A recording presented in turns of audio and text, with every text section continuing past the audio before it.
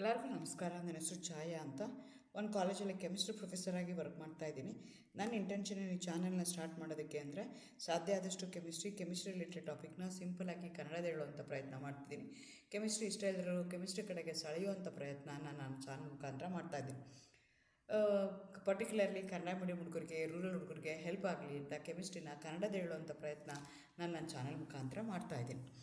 Particularly Kannada medium ಹುಡುಗರಿಗೆ, rural ಹುಡುಗರಿಗೆ help ಆಗಲಿ ಅಂತ ಕೆಮಿಸ್ಟ್ರಿನ ಕನ್ನಡದ ಹೇಳುವಂಥ ಪ್ರಯತ್ನ ನನ್ನ ಚಾನಲ್ ಮುಖಾಂತರ ಮಾಡ್ತಾಯಿದ್ದೀನಿ. ಸದ್ಯಕ್ಕೆ ನೀವೇನಾದರೂ ಕಿತ್ತೂರು ರಾಣಿ ಚೆನ್ನಮ್ಮ ಯೂನಿವರ್ಸಿಟಿನಲ್ಲಿ ಓದ್ತಾ ಇದ್ದೀರಾ, ಫೈನಲ್ ಇಯರಲ್ಲಿದ್ದೀರಾ, ಕೆಮಿಸ್ಟ್ರಿನ ಒನ್ ಆಫ್ ದಿ ಮೇಜರ್ ಸಬ್ಜೆಕ್ಟಾಗಿ ತೊಗೊಂಡಿದ್ದೀರಾ ಅಂತಂದರೆ ನಿಮಗೆ ಗೊತ್ತಿರುತ್ತೆ, ಕೆಮಿಸ್ಟ್ರಿನಲ್ಲಿ 2 ಪೇಪರ್ ಇರುತ್ತೆ, ಪೇಪರ್ 5 ಆ್ಯಂಡ್ ಪೇಪರ್ 6 ಅಂತ. ಪೇಪರ್ 5ಅಲ್ಲಿ ಮತ್ತೆ 4 ಯೂನಿಟ್ ಇರುತ್ತೆ.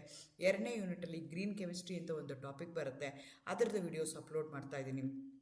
ಆ ಸೀರೀಸಲ್ಲಿ ನಾನು ಅಪ್ಲೋಡ್ ಮಾಡ್ತಾ ಇರೋವಂಥದ್ದು 6ನೇ ವಿಡಿಯೋ ಇದು.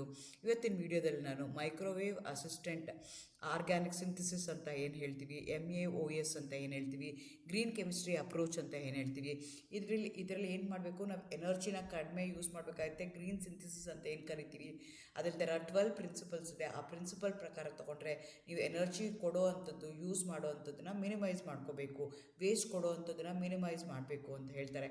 ಆ ಪಾಯಿಂಟ್ನ ಮನಸ್ಸಲ್ಲಿ ಇಟ್ಕೊಂಡು ನಾವು ಹೇಗೆ ಗ್ರೀನ್ ಅಪ್ರೋಚ್ ಮಾಡಿಕೊಂಡು ಗ್ರೀನ್ ಸಿಂಥಿಸಿಸ್ ಮಾಡ್ಬೋದು ಯೂಸಿಂಗ್ ದಿ ಮೈಕ್ರೋವೇವ್, ಅದನ್ನು ಇವತ್ತು ಇನ್ ಡೀಟೇಲ್ ಆಗಿ ಹೇಳೋಣ ಅಂತ ಅಂದ್ಕೊಳ್ತಾ ಇದ್ದೀನಿ. Again welcome to Kenchaya. ನನ್ನ ಚಾನಲ್ನ ಸಬ್ಸ್ಕ್ರೈಬ್ ಮಾಡಿ, ಶೇರ್ ಮಾಡಿ, ಸಪೋರ್ಟ್ ಮಾಡಿ.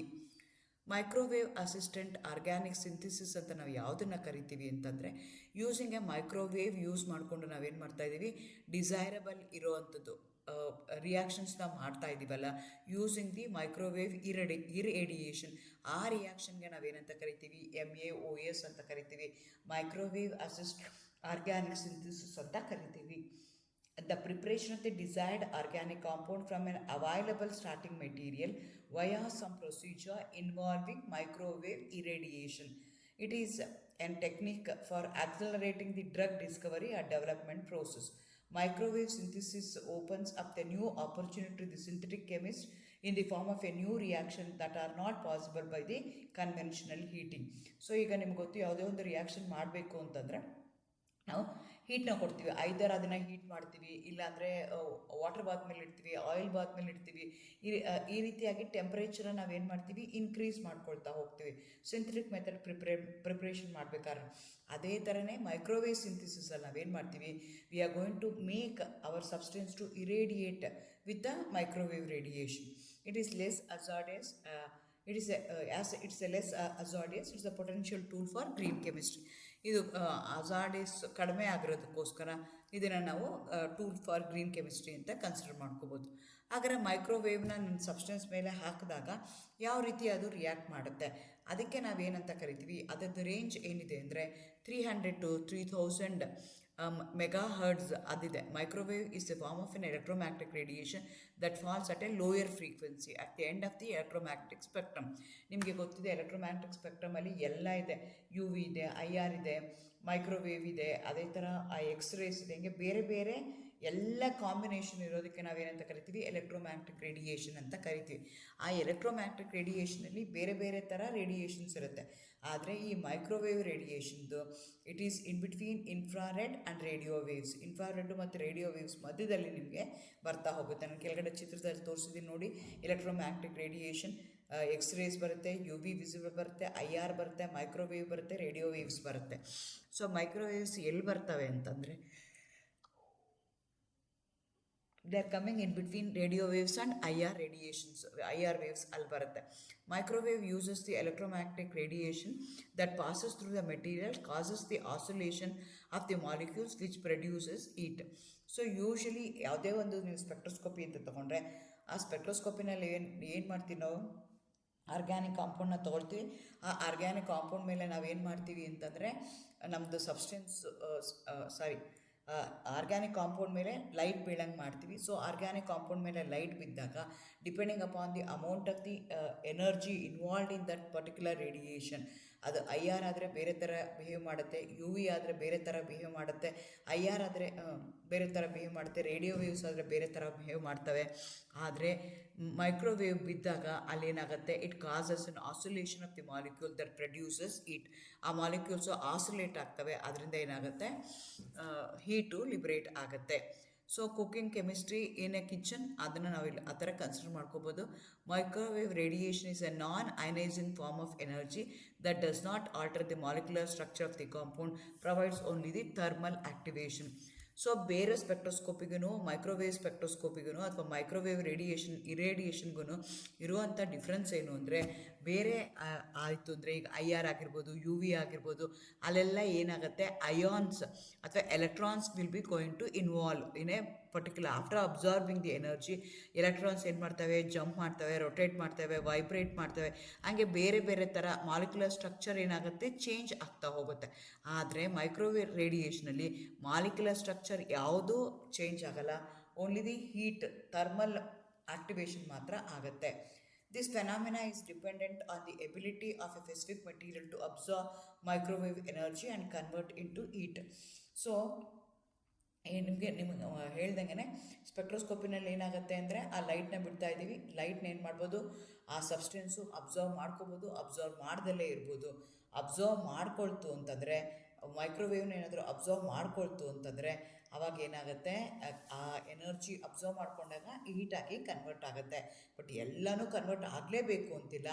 But if they have a capacity, if they have a ability to absorb microwave energy, so they're going to convert that into a heat.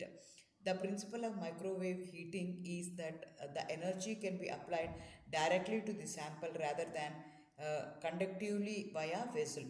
So ನೀವು ಯಾವುದೇ ಒಂದು heat ಮಾಡ್ತೀರಾ ಅಂತ ಇಟ್ಕೊಳ್ಳೋಣ, ಬಿಸಿ ಮಾಡ್ತಾ ಇದ್ದೀರಾ ಅಂತ ಇಟ್ಕೊಳ್ಳೋಣ. ಫಸ್ಟ್ ಏನಾಗಬೇಕು, ಹೊರಗಡೆ ಇರುವಂಥ ಕಂಟೈನರು ಬಿಸಿ ಆಗಬೇಕು, ಆಮೇಲೆ ಒಳಗಡೆ ಇರುವಂಥ ಪಾತ್ರೆಗೆ ಅದು ಎನರ್ಜಿ ಟ್ರಾನ್ಸ್ಫರ್ ಆಗಬೇಕು, ಹೀಟ್ ಎನರ್ಜಿ ಟ್ರಾನ್ಸ್ಫರ್ ಆಗಬೇಕು. ಆದರೆ ಇಲ್ಲೇನಾಗುತ್ತೆ ಅಂದರೆ, ಪಾತ್ರೆ ಒಳಗಡೆ ಹೋಗ್ದಲೇ ಡೈರೆಕ್ಟಾಗಿ ಆ ಮೆಟೀರಿಯಲ್ ಜೊತೆಗೆ ಏನು ಮಾಡ್ತವೆ, ಅವು ಇಂಟ್ರ್ಯಾಕ್ಟ್ ಮಾಡೋಕ್ಕೆ ಶುರು ಮಾಡ್ತವೆ. ಈ ಥರದಕ್ಕೆ ನಾವೇನಂತ ಕರಿತೀವಿ, ಮೈಕ್ರೋವೇವ್ ಇರೇಡಿಯೇಷನ್ ಅಂತ ಕರಿತೀವಿ. ಸೊ ಹೇಗೆ ಆಗುತ್ತೆ, ನೀವು ಸಬ್ಸ್ಟೆನ್ಸ್ಗೆ ಏನು ಮಾಡ್ತಾ ಇದ್ದೀರಾ, ಎನರ್ಜಿ ಕೊಡ್ತಾ ಇದ್ದೀರಾ, ಮೈಕ್ರೋವೇವ್ ಎನರ್ಜಿ ಎಲೆಕ್ಟ್ರೋಮ್ಯಾಗ್ನೆಟಿಕ್ ರೇಡಿಯೇಷನ್ನ ಕೊಡ್ತಾ ಇದ್ದೀರಾ. ಅದೇನು ಮಾಡ್ತಾ ಇದೆ, ನಿಮ್ಮ ಮಾಲಿಕ್ಯೂಲ್ಗೆ ಕೆಪಾಸಿಟಿ ಇದೆ, ಅಬ್ಸರ್ವ್ ಮಾಡ್ಕೊಳ್ತಾ ಇದೆ, ಅಬ್ಸರ್ವ್ ಮಾಡಿಕೊಂಡು ಡೈರೆಕ್ಟಾಗಿ ಅದನ್ನು ಹೀಟ್ ಬಿಸಿ ಜಾಸ್ತಿ ಆಗ್ತಾ ಇದೆ. So all the materials are not susceptible to the microwave heating as a response of various materials to microwave radiation is diverse. So ಏನಾಗುತ್ತೆ ಅಂದರೆ, ನಿಮ್ಮ ಮಾಲಿಕ್ಯೂಲ್ ಏನಿದೆಯಲ್ಲ, ನಿಮ್ಮದು ಆರ್ಗ್ಯಾನಿಕ್ ಸಿಂಥಸಿಸ್ ಮಾಡ್ತಾ ಇರೋಂಥ ಕಾಂಪೌಂಡ್ ಏನಿದೆಯಲ್ಲ, it may absorb, it may not absorb ಮಾಡಿದ್ಮೇಲೂ ಯಾವ ಅಮೌಂಟ್ ಆಫ್ ಎನರ್ಜಿ, ಹೀಟ್ ಎನರ್ಜಿಯಾಗಿ ಕನ್ವರ್ಟ್ ಆಗುತ್ತೆ ಅನ್ನೋದನ್ನು ಕಷ್ಟ ಆಗುತ್ತೆ. ಸೊ ನಿಮ್ಮ ಮಾಲಿಕ್ಯೂಲ್ ಏನಾದರೂ ಎನರ್ಜಿನ ಅಬ್ಸರ್ವ್ ಮಾಡ್ಕೊಳ್ಳೋ ಕೆಪಾಸಿಟಿ ಇದೆ ಅಂತಂದರೆ ಅವಾಗ ಏನಾಗುತ್ತೆ, ಮೈಕ್ರೋವೇವಲ್ಲಿ ಹೀಟಿಂಗ್ ಆಗುತ್ತೆ, ಬಿಸಿ ಆಗುತ್ತೆ. Microwave absorbing material like water are of the utmost important for microwave chemistry. So ನೀವು ಮೈಕ್ರೋವೇವ್ ರೇಡಿಯೇಷನ್ನ ಹಾಕ್ತಾ ಇದ್ದೀರಾ, ರೇಡಿಯೇಷನ್ ಹಾಕಿದ ತಕ್ಷಣ ನಿಮ್ಮ ಮಾಲಿಕ್ಯೂಲ್ ಏನು ಮಾಡಬೇಕು, ಅಬ್ಸರ್ವ್ ಮಾಡ್ಕೊಳ್ಳೇಬೇಕು ಅಂತೇನಿಲ್ಲ, ಅಬ್ಸರ್ವ್ ಮಾಡಿಕೊಂಡ್ರೆ ಹೀಟ್ ಎನರ್ಜಿ ಹೀಟಾಗಿ ಕನ್ವರ್ಟ್ ಆಗುತ್ತೆ.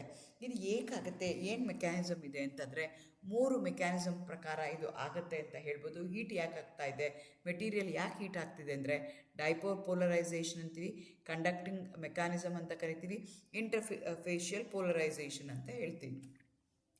ಡೈಪೋಲಾರ್ ಪೋಲರೈಸೇಷನ್ ಮೆಕ್ಯಾನಿಸಮ್ DPM ಅಂತ ಕರಿತೀವಿ. ಇಲ್ಲೇನು ಮಾಡ್ತೀವಿ ಅಂದರೆ, ನಿಮ್ಮ ಸಬ್ಸ್ಟೆನ್ಸ್ ಏನಿದೆಯಲ್ಲ, ವಿಚ್ ಈಸ್ ಮೈಕ್ರೋವೇವ್ ಆ್ಯಕ್ಟಿವ್ ಅಂತ ನಾವು ಯಾವ್ದು ಕರಿತೀವಿ, which have a dipole moment ಯಾವುದಿರುತ್ತಲ್ಲ, ಅಂಥ ಮಾಲಿಕ್ಯೂಲ್ಸ್ ಏನು ಮಾಡ್ತವೆ, interaction, they going to interact with that electromagnetic radiation component. ಇದಕ್ಕೆ ನಾವೇನು ಮಾಡ್ತೀವಿ, interaction of the substance with the electric field, ಇದಕ್ಕೆ ನಾವೇನಂತ ಕರಿತೀವಿ, DPM ಅಂತ ಕರಿತೀವಿ. For a substance to generate a heat, it when irradiated with the microwaves, it must possess a dipole moment water molecule. So ಯಾವುದೇ ಒಂದು molecule ನಿಮ್ಮದು ಎನರ್ಜಿನ absorb ಮಾಡ್ಕೋಬೇಕು ಅಂತಂದರೆ, ಎಲೆಕ್ಟ್ರೋಮ್ಯಾಗ್ನೆಟಿಕ್ ರೇಡಿಯೇಷನ್ ಆಫ್ ಮೈಕ್ರೋವೇವ್ನ ಅಬ್ಸರ್ವ್ ಮಾಡ್ಕೋಬೇಕು ಅಂತಂದರೆ, ಮೇಯ್ನಾಗಿ ನಿಮ್ಮ ಮಾಲಿಕ್ಯೂಲಲ್ಲಿ ಏನಾಗಿರಬೇಕು, ಡೈಪೋಲ್ ಮೂಮೆಂಟ್ ಇರಬೇಕು. ಆ ಡೈಪೋಲ್ ಮೂಮೆಂಟ್ ಏನು ಮಾಡುತ್ತೆ ಅಂದರೆ, 2 ಪೋಲ್ ಇರುತ್ತೆ. ಹಾಗಾಗಿ ಏನು ಮಾಡುತ್ತೆ, the dipole is sensitive to the external electric field and molecules try to align to an oscillating field by rotation. The applied field produces energy of this rotation. So dipolar molecules ಏನಾಗಿದೆ, ಈ ಮಾಲಿಕ್ಯೂಲ್ಗೆ 2 pole ಇದೆ. ಆ 2 pole ಇರೋವಂಥ ಮಾಲಿಕ್ಯೂಲ್ಗೆ ಏನು ಮಾಡ್ತಾ ಇದ್ದೀನಿ ನಾನು, electromagnetic radiation ಅಥವಾ ಮ್ಯಾಗ್ನೆಟಿಕ್ ಫೀಲ್ಡ್ ಅಥವಾ ಎಲೆಕ್ಟ್ರಿಕ್ ಫೀಲ್ಡ್ನ ಇಂಡ್ಯೂಸ್ ಮಾಡ್ತಾ ಇದ್ದೀನಿ ಅಂತ ತಿಳ್ಕೊಳ್ಳೋಣ. ಆವಾಗ ಏನಾಗುತ್ತೆ ಅಂದರೆ, because your molecules going to contain a change in dipole moment, they going to have a dipole moment, so they start interacting with the electric field, thereby they going to align to the oscillating field by rotation. When the applied field produces energy, it will be in the form of the heat energy. ಅದು ಮೊದಲನೇ method. ಎರಡನೇ ಮೆಥಡಲ್ಲಿ ಏನಾಗುತ್ತೆ, conduction mechanism ಆಗುತ್ತೆ. ಇಲ್ಲಿ ಏನಾಗುತ್ತೆ ಅಂದರೆ, if the two samples containing A distil water and A tap water. For example 2 sample ಇದೆ ಅಂತ ಇಟ್ಕೊಳ್ಳೋಣ, ಒಂದು ಡಿಸ್ಟಿಲ್ ವಾಟರು, ಒಂದು ಟ್ಯಾಪ್ ವಾಟರು. ಸೊ ಇದಕ್ಕೆ ಏನು ಮಾಡ್ತಾ ಇದ್ದೀನಿ, ಮೈಕ್ರೋವೇವ್ನ ಬಿಡ್ತಾ ಇದ್ದೀನಿ. ನಿಮ್ಗೆ ಗೊತ್ತಿದೆ ವಾಟರ್ ಕ್ಯಾನ್ ಬಿ ಯಾವ ಸೋರ್ಸಿಂದ ತೊಗೊಳ್ಳಿ, ವಾಟರ್ದಿಗೆ ಡೈಪೋಲ್ ಮೂಮೆಂಟ್ ಇದೆ. ಹಂಗಾಗಿ ಏನಾಗುತ್ತೆ, ಎರಡಕ್ಕೂ ಏನು ಮಾಡ್ತಾ ಇದ್ದೀನಿ, ಟ್ಯಾಪ್ ವಾಟರ್ಗೆ ಮತ್ತು ಡಿಸ್ಟಿಲ್ ವಾಟರ್ಗೆ ಫಿಕ್ಸ್ಡ್ ರೇಡಿಯೇಷನ್ ಇರೋ ಅಂಥದ್ದು, ಫಿಕ್ಸ್ಡ್ ಟೈಮ್ಗೆ, ಫೈನಲ್ ಟೆಂಪ್ರೇಚರು ಎಲ್ಲನೂ ಕರೆಕ್ಟಾಗಿ ಇಟ್ಬಿಟ್ಟು ನಾನು ಅದನ್ನು ಏನು ಮಾಡ್ತೀನಿ, ಚೆಕ್ ಮಾಡೋಕ್ಕೆ ಟ್ರೈ ಮಾಡ್ತೀನಿ. ಆದರೆ ನನಗೇನು ಗೊತ್ತಾಗುತ್ತೆ ಅಂದರೆ ಟ್ಯಾಪ್ ವಾಟರ್ ತೊಗೊಂಡಿದ್ದೀನಿ ಮತ್ತು ಡಿಸ್ಟಿಲ್ ವಾಟರ್ ತೊಗೊಂಡಿದ್ದೀನಿ. ಅದನ್ನು ನಾನು ಏನು ಮಾಡ್ತಾಯಿದ್ದೀನಿ, ಆ ಎರಡಕ್ಕೂ ಏನು ಮಾಡ್ತಾಯಿದ್ದೀನಿ, ಮೈಕ್ರೋವೇವ್ ಬಿಡ್ತಾ ಇದ್ದೀನಿ. ಆ ಫಿಕ್ಸ್ಡ್ ರೇಡಿಯೇಷನ್ ಇರುವಂಥದ್ದು ಫಿಕ್ಸ್ಡ್ ಟೈಮ್ಗೆ ಅದನ್ನು 2 ಮಾಲಿಕ್ಯೂಲ್ಗೂ ಹಾಕ್ತಾ ಇದ್ದೀನಿ, ಒಂದು ಟ್ಯಾಪ್ ವಾಟರ್ಗೆ, ಒಂದು ಡಿಸ್ಟಿಲ್ ವಾಟರ್ಗೆ. ನಮ್ಗೆ ಏನು ಗೊತ್ತಾಯಿತು ಅಂತಂದರೆ, ಟ್ಯಾಪ್ ವಾಟರ್ದು ಹೈಯರ್ ಇರುತ್ತೆ heat capacity, heat content compare to that of the distilled water ಅಂತ ಹೇಳ್ತೀವಿ. ಯಾಕೆ ಅಂದರೆ ಡಿಸ್ಟಿಲ್ಡ್ ವಾಟ್ರಲ್ಲಿ ಯಾವುದೇ ರೀತಿಯಾದಂಥ ಅಯಾನ್ಸ್ ಇರೋದಿಲ್ಲ. ಟ್ಯಾಪ್ ವಾಟ್ರಲ್ಲಾದರೆ ಎಲ್ಲ ರೀತಿಯಾದಂಥ ಅಯಾನ್ಸ್ ಇರುತ್ತೆ. This phenomena is due to the major interaction of electric field component with the sample. ನಿಮ್ಮ ಸ್ಯಾಂಪಲಲ್ಲಿ ಏನಾಗ್ತಾ ಇದೆ ಅಂದರೆ, ಡೈಪೋಲ್ ಮೂಮೆಂಟ್ ಚೇಂಜ್ ಇದೆ, ಹಂಗಾಗಿ ನಿಮ್ಮ ಮಾಲಿಕ್ಯೂಲ್ನ ಅಬ್ಸರ್ವ್ ಮಾಡ್ಕೊಳ್ತಾ ಇದೆ. ಡಿಸ್ಟಿಲ್ ವಾಟ್ರಲ್ಲಿ ಯಾವುದೇ ರೀತಿಯಾದಂಥ ಅಯಾನ್ಸ್ ಇಲ್ಲ, ಹಾಗಾಗಿ ಅಯಾನ್ಸು ಮೂವ್ ಆಗಲ್ಲ. Ions in solution move when applied the electric field apply ಮಾಡಿದ ತಕ್ಷಣ ಅವು ಮೂವ್ ಆಗೋಕ್ಕೆ ಶುರು ಆಗ್ತವೆ. That is possible only with a tap water, it's not possible with a distil water. ಯಾಕೆಂದರೆ ಡಿಸ್ಟಿಲ್ ವಾಟ್ರಲ್ಲಿ ಎಲ್ಲ ಅಯಾನ್ಸು ನಾವು ತೆಗೆದಿರ್ತೀವಿ. ಈ ರೀತಿಯಾಗಿ ಏನಾಗುತ್ತೆ, ಕಂಡಕ್ಷನ್ ಆಗುತ್ತೆ, ಈ ರೀತಿಯಾಗಿ ಹೀಟು ಜನ್ರೇಟ್ ಆಗುತ್ತೆ. Ions in solution will be move by the applied electric field ಜೊತೆಗೆ ಅವು ಮೂವ್ ಆಗ್ತಾ ಹೋಗ್ತವೆ. ಇದು ಎರಡನೇ ಮೆಥಡ್. ಮೂರನೇ ಮೆಥಡ್ ತೊಗೊಂಡ್ರೆ ಇಂಟರ್ಫೇಷಿಯಲ್ ಪೋಲರೈಸೇಷನ್ ಅಂತ ಹೇಳ್ತೀವಿ. The interfacial polarization method can be consider as a combination of both conduction and dipole polarization mechanism ಅಂತ ಅನ್ಕೋಬೋದು. It is important for heating system that comprise a conducting material dispersed in a non conducting material. ಇದನ್ನು ಆಗಬೇಕು, interfacial polarization ಆಗಬೇಕು ಅಂತಂದರೆ ನಮಗೆ conducting material ಇರಬೇಕು. That should be dispersed in non conducting material ಆಗಿರಬೇಕು. ಆವಾಗ ಏನಾಗುತ್ತೆ, ಹೀಟು ಜನ್ರೇಟ್ ಆಗುತ್ತೆ. ನೀವು ಕಂಪೇರ್ ಮಾಡೋದಾದರೆ ಮೈಕ್ರೋವೇವು ಮತ್ತು ಕನ್ವೆನ್ಷನ್ ಸಿಂಥಸಿಸ್ ಮಾಡಿದಾಗ ಏನಾಗುತ್ತೆ, ಅಥವಾ ಕನ್ವೆನ್ಷನಲ್ ಹೀಟ್ ಮಾಡಿದಾಗ ಏನಾಗುತ್ತೆ. The conventional synthesis usually involves the use of furnace oil bath which heats the wall of the reactor by convection or conduction. The core of the sample takes much longer to achieve the target temperature. This is slow and inefficient method for transferring energy into the reacting system. So conventional ಮೆಥಡಲ್ಲಿ ನಾನು ಏನು ಪಾತ್ರೆಗಳನ್ನ use ಮಾಡ್ತೀನಲ್ಲ, ಆ ಪಾತ್ರೆ first ಬಿಸಿ ಆಗಬೇಕು, ಆಮೇಲೆ ಪಾತ್ರೆ ಒಳಗಡೆ ಇರೋದು ಬಿಸಿ ಆಗಬೇಕಾಗತ್ತೆ. ಆದರೆ ಇದಕ್ಕೆ ತೊಗೊಂಡ್ರೆ, ಮೈಕ್ರೋವೇವ್ ತೊಗೊಂಡ್ರೆ, on the other hand, when microwave assisted synthesis, microwave penetrates inside the material and heat is generated through the direct microwave material interaction. So ಇಲ್ಲೇನಾಗ್ತಾ ಇದೆ, ಪಾತ್ರೆ ಏನು ಬಿಸಿ ಆಗೋ ತನಕ ಕಾಯಬೇಕಾಗಿಲ್ಲ. ಮೈಕ್ರೋವೇವ್ ಅದು ಮೆಟೀರಿಯಲ್ನ ಏನು ಮಾಡುತ್ತೆ, ಬಿಸಿ ಮಾಡೋದಕ್ಕೆ ಟ್ರೈ ಮಾಡುತ್ತೆ. That is a difference. ಹಂಗಾಗಿ ನನಗೇನಾಗುತ್ತೆ, lot of energy will be saved. So that will be the one of the principles of green chemistry ಅಂತ ನಾವು ಕನ್ಸಿಡರ್ ಮಾಡ್ಕೋಬೋದು. ಅವೆರಡಕ್ಕೂ ಡಿಫ್ರೆನ್ಸ್ ನೋಡೋದಾದರೆ, ಕನ್ವೆನ್ಷನಲ್ ಏನಾಗುತ್ತೆ, ಡಿಕ್ರೀಸ್ ದಿ ರಿಯಾಕ್ಷನ್ ರೇಟ್, ಇಲ್ಲಿ increases the reaction rate. Compound in a mixture heated equally, specific material is heated. ಮೈಕ್ರೋವೇವ್ನಲ್ಲಿ ಎಲ್ಲನೂ ಆಗಲ್ಲ. ಆದರೆ ಕನ್ವೆನ್ಷನಲ್ ಮೆಥಡಲ್ಲಿ ಹೀಟ್ ಮಾಡೋಕ್ಕೆ ಶುರು ಮಾಡಿದ್ರೆ ಅದರಲ್ಲಿರುವಂಥ ಇಂಪ್ಯೂರಿಟೀಸು, ಅದರಲ್ಲಿರೋ ಸಾಲ್ಯುಬಲ್ ಇಂಪ್ಯೂರಿಟೀಸು ಎಲ್ಲನೂ ಏನು ಮಾಡ್ತವೆ, ಈಕ್ವಲ್ ಆಗಿ ಟೆಂಪ್ರೇಚರ್ ಜೊತೆಗೆ ಹೀಟ್ ಮಾಡೋಕ್ಕೆ ಶುರು ಮಾಡ್ತವೆ. ಫೆಸಿಫಿಕ್ ಟೆಂಪ್ರೇಚರ್ ಬೇಕಾಗತ್ತೆ. ಕನ್ವೆನ್ಷನಲ್ಲಿ ಯಾವುದೇ ರೀತಿಯಾದಂಥ ಫೆಸಿಫಿಕ್ ಟೆಂಪ್ರೇಚರ್ ಇಲ್ಲ, ಇಲ್ಲಿ ಫೆಸಿಫಿಕ್ ಟೆಂಪ್ರೇಚರ್ ಬೇಕಾಗುತ್ತೆ. ಇಲ್ಲಿ ಸಾಲ್ವೆಂಟ್ ಯೂಸ್ ಮಾಡ್ತಾರೆ, ಇಲ್ಲಿ ಲೆಸ್ ಸಾಲ್ವೆಂಟ್ ಅಥವಾ ನೋ ಸಾಲ್ವೆಂಟ್ ಅಂತಲೇ ಹೇಳ್ಬೋದು. Efficient external heating, efficient internal heating ಅಂತ ಕರಿತೀವಿ. ಕನ್ವೆನ್ಷನಲ್ಲಿ ಹೊರಗಡೆ ಬಿಸಿ ಆಗುತ್ತೆ, ಮೈಕ್ರೋವೇವ್ನಲ್ಲಿ ಇಂಟರ್ನಲ್ ಹೀಟಿಂಗ್ ಆಗುತ್ತೆ. ಹೀಟ್ ಫ್ಲೋ ಹೇಗಾಗುತ್ತೆ? Outside to inside. ಇಲ್ಲಿ ಹೀಟ್ ಫ್ಲೋ ಏನಾಗುತ್ತೆ? ಇನ್ಸೈಡ್ ಟು ಔಟ್ಸೈಡ್ ಆಗುತ್ತೆ. ಸೊ ಚಿತ್ರದಲ್ಲಿ ನೋಡಿ ನಿಮಗೆ ಗೊತ್ತಾಗ್ತಾ ಇದೆ ಹೇಗಿದೆ ಅಂತ. ಸೊ ಯಾವುದೋ ಒಂದು ರಿಯಾಕ್ಷನ್ ಮಾಡ್ತಾ ಇದ್ದೀನಿ, ಒಂದು ಕನ್ವೆನ್ಷನಲ್ ಮೆಥಡಲ್ಲಿ ಮಾಡ್ತಾ ಇದ್ದೀನಿ, ಇನ್ನೊಂದನ್ನು ಮೈಕ್ರೋವೇವ್ ಅಸಿಸ್ಟೆಂಟ್ ಮಾಡ್ತಾ ಇದ್ದೀನಿ ಅಂತ ಕನ್ಸಿಡರ್ ಮಾಡಿಕೊಂಡ್ರೆ, ಟೆಂಪ್ರೇಚರ್ ಮೇಂಟೈನ್ ಮಾಡಬೇಕು ಅಂತಂದರೆ ನಾನೇನು ಮಾಡಬೇಕಾಗತ್ತೆ? ಸ್ಯಾಂಪಲ್ ಮ್ಯಾಟ್ರಿಕ್ಸ್ನ ಹಾಕ್ಕೋಬೇಕಾಗತ್ತೆ. ಅದ್ರ ಜೊತೆಗೆ ಏನಾಗುತ್ತೆ ಅಂತ ನಾನು ಚೆಕ್ ಮಾಡ್ಕೋಬೇಕಾಗತ್ತೆ. ಅದೇ ಥರ solvent also can be used or cannot be used, ಆ ಥರ ಇದೆ. Effective solvent on microwave assistant synthesis ಏನಾಗುತ್ತೆ ಅಂತ ನೀವು ನೋಡೋದಾದರೆ, for every solvent and a reagent will going to absorb a microwave energy differently. ಪ್ರತಿಯೊಂದು ಸಾಲ್ವೆಂಟ್ಸೂ, ಪ್ರತಿಯೊಂದು ಮಾಲಿಕ್ಯೂಲ್ಸೂ ಬೇರೆ ಬೇರೆ ಅಮೌಂಟ್ ಆಫ್ ಎನರ್ಜಿನ ಅಬ್ಸರ್ವ್ ಮಾಡ್ಕೊಳ್ಳುತ್ತೆ. They each have a different degree of polarity within the molecule, and therefore will be affected either more or less by changing the microwave field. So ನನಗೆ ಯಾವುದೋ ಒಂದು ರಿಯಾಕ್ಷನ್ ಮಾಡಬೇಕು ಅಂತಂದರೆ ಪ್ರತಿಯೊಂದು ಸಾಲ್ವೆಂಟ್ ಏನು ಮಾಡುತ್ತೆ? ಬೇರೆ ಬೇರೆ amount of electromagnetic radiation or microwave ಫೀಲ್ಡ್ನ ಅಬ್ಸರ್ವ್ ಮಾಡ್ಕೊಳ್ಳುತ್ತೆ. ಸೊ ಅದಕ್ಕೆ ತಕ್ಕಂಗೆ ನಾನು ಏನು ಮಾಡಬೇಕಾಗತ್ತೆ? ನಂದು ಮೈಕ್ರೋವೇವ್ ಫೀಲ್ಡ್ನ ನಾನು ಮಾನಿಟರ್ ಮಾಡಬೇಕಾಗತ್ತೆ. A solvent that is more polar will affect more and vice versa. So ನೀವು ತೊಗೊಂಡಾಗ ಯಾವ ಮಾಲಿಕ್ಯೂಲು, ಯಾವ ಸಾಲ್ವೆಂಟು ಜಾಸ್ತಿ ಮೈಕ್ರೋವೇವ್ ಫೀಲ್ಡ್ನ ಅಬ್ಸರ್ವ್ ಮಾಡ್ಕೊಳ್ಳುತ್ತೆ ಅಂದರೆ which is polar in nature. Polar ಅಂದರೆ ನಿಮ್ಮ ಮಾಲಿಕ್ಯೂಲಲ್ಲಿ 2 ಪೋಲ್ ಇರುತ್ತೆ, ಅಂಥದಕ್ಕೆ ನಾವೇನಂತ ಕರಿತೀವಿ? ಪೋಲಾರ್ ಅಂತೀವಿ. ವಾಟರ್ ತೊಗೊಳ್ತೀವಿ, ವಾಟ್ರಲ್ಲಿ ಏನಾಗುತ್ತೆ? H+ ಮತ್ತು OH- ಇದೆ, 2 ಪೋಲ್ ಇದೆ, ಅಂಥದಕ್ಕೆ ನಾವು ಪೋಲಾರ್ ಸಾಲ್ವೆಂಟ್ ಅಂತ ಹೇಳ್ತೀವಿ. ಪೋಲಾರ್ ಸಾಲ್ವೆಂಟ್ ಇತ್ತು ಅಂತಂದರೆ ಆವಾಗ ಅದು ಮೈಕ್ರೋವೇವ್ ಎನರ್ಜಿನ, ರೇಡಿಯೇಷನ್ಸ್ನ ಈಸಿಯಾಗಿ ಅಬ್ಸರ್ವ್ ಮಾಡ್ಕೊಳುತ್ತೆ compare to that non polar solvent. However, polarity of the solvent is not only the factor.